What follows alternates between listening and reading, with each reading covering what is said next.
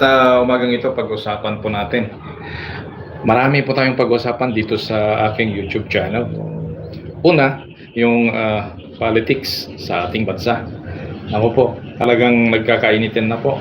Kung nanonood ka ng YouTube, nakikita mo yung the way of questioning from the senators by answering the question to the next higher level ng position sa ating bansa. Ma-amaze ka, magtatanong ka sa sarili mo, makikita mo kung ano talaga yung mga pangyayari noon, pangyayari ngayon, ma-imagine mo yung nasa future natin. Ano po? So, yun yung mga pag-uusapan natin. Kasi unang-una sa lahat, tayo po ay mga residente at botante ng Pilipinas.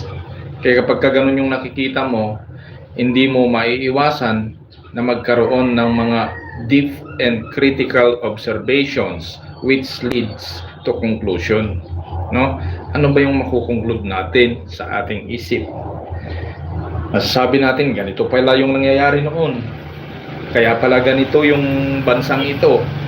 Kaya pala ganun yung outcome ng mga bagay-bagay na yan. Ano po? Napaka-hirap po yung mga ganung bagay. Grabe pala yung mga nangyari, ano.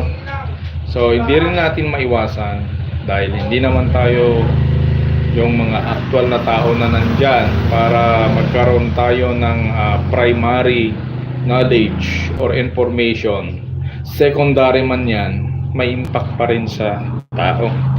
At yung reality hindi nawawala. Yan. Kung ganun nga yung mga nangyari noon, napakasaklap pala, no? Mahirap.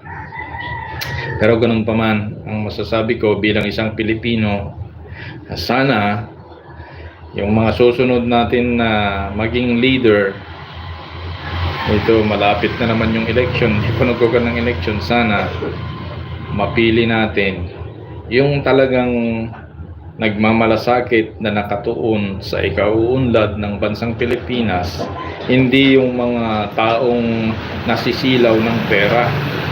Babalikan ko ulit yung sinabi ni Senator Tanyada, ang pagiging public servant ay isang pagiging serbisyo publiko, hindi serbisyo negosyo publiko. Yan. Yun yung sinabi ni Senator Tanyada. Kaya ako kasi masarap namnamin at pakinggan at sana matupad. Ano po? Yan yung mga binabalik-balikan ko. Sabi ni Tang Enrile, ganun din.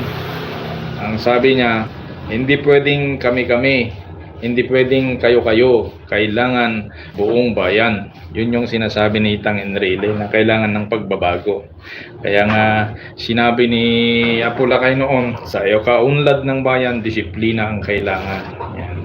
At nakulong na si Juan Rico J. Puno kasi kung ano-anong pinagsasabi. Hindi ko nababanggitin kasi hindi naman nakatulong yung sinabi niya. Tama yun, disiplina talaga. Sa disiplina talaga uunlad yung bansang Pilipinas. Minsan nawawala yung disiplina nawawala yung pagmamahal at sakripisyo basta puro na lang ako, di rin sa kabila, kami. Wala na. Walang mangyayari sa ating bansa kapag ganun. Wala man lang talagang pagkakaisa na makita mo. Wala Dahil hindi naman tayo kasi politiko. Nanonood lang tayo ng mga YouTube at sa base sa ating mga experience, nakita natin yung mga nangyari noon at ma-base natin ngayon. Kaya nga, hindi mo pwedeng magaling ka lang magsalita. Kailangan magaling ka rin talaga sa ekonomiya, sa economics, kasi pagka pumasok tayo dyan, magaling ka talaga sa economics. Dahil isa yung mga rineresolba mo na yan yung problema ng kahirapan. Yan yung isang focus mo. Tapos yung pagbibigay ng tamang edukasyon, infrastruktura, at siyempre mag-create tayo ng trabaho. Kaya nga yan Kaya minsan nakatutok sila sa ganun. Eh paano na lang kung habang nagre-create ka ng mga trabaho, ginagawa mo yan. Pagbab ng mga project, meron palang hindi maganda na nangyayari. Natural. Natural talaga. Panahon pa kasi ng Kastila, nangyayari ng mga yan eh.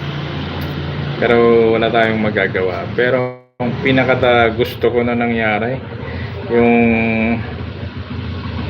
pagpo-focus sa ekonomiya, yung pag-recreate ng mga maraming trabaho sa Pilipino kasi OFW ako eh. Ako gusto ko rin someday makapagtrabaho dito sa Pilipinas. Yung hindi na ako lumalayo sa ibang bansa. Yun din yung gusto ko eh. Kaya wala naman akong magagawa except to pray. Ipinag-pray ko na gabayan ng Lord ang ating mga namumuno. Pinag-pray ko na walang mangyaring hindi maganda sa ating gobyerno. Ganun lang din ang nagagawa ako. Kasi nanin ako eh. So ayaw ko kasi na yung nagbabanggit ng mga napapanood ko kasi hindi naman po ako talagang big vlogger, small vloggers lang ako. Hindi ako kagaya ng iba. Pero bilang Pilipino, kung ano yung observation ko, yun lang din yung mga binabanggit ko, ano po. So sana po hindi po ako nakakasagasa, or kung nakakasagasa man ako, sa katotohanan lang. May kasabihan nga, kailangan tayong mabuhay sa espiritu at katotohanan. So yun yung sinasabi ko, na dapat i-focus. Una, kailangan mag-focus sa ekonomiya, tignan yung edukasyon ng mga bata, sa infrastructure, yung mga citizens, gumawa ng trabaho na maraming pagkakakitaan. Nako, so yun lamang po ang aking vlog. God bless everyone. Sana okay po kayo.